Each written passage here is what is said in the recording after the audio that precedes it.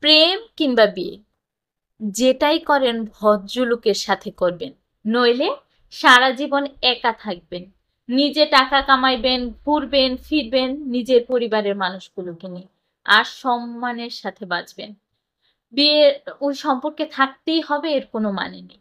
যে মানুষ কথায় কথায় তার মতের অমিল হলে অসম্মানজনক কথা বলা শুরু করে, গালি দেয়, ওটাই তার আসল চরিত্র।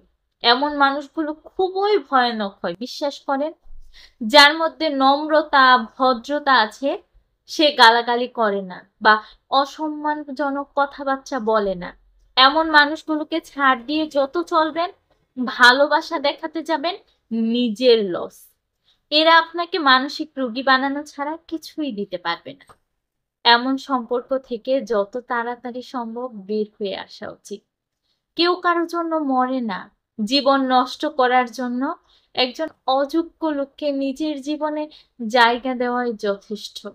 বারবার অসম্মান হজম করে নিজেকে না মেরে এমন অসুস্থ সম্পর্ক থেকে নিজেকে মুক্তি দিয়ে রাখেন। আপনার জীবনে উন্নতি হবেই। যেটা আপনার দ্বারা সম্ভব ছিল না, সেটাও সম্ভব হবে। একজন সাপোর্টিভ সঙ্গী পাওয়া ভাগ্যের ব্যাপার। যে মানুষের মাঝে নম্রতা ভদ্রতা আছে, তারা তাদের দায়িত্ববোধ সম্পর্কে জানে। তারা অন্যের জীবন নিজের নিয়ন্ত্রণে আনার জন্য মরিয়া হয় না।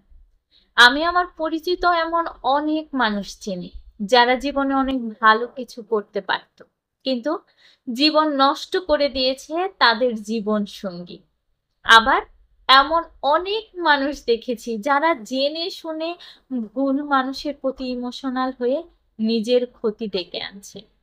ভালোবাসলে আগে নিজেকে ভালোবাসা উচিত, এরপর অন্যকে। ভালোবাসা যদি ভালো থাকাই কেড়ে নেয়, এমন ভালোবাসা দিয়ে কি করবেন?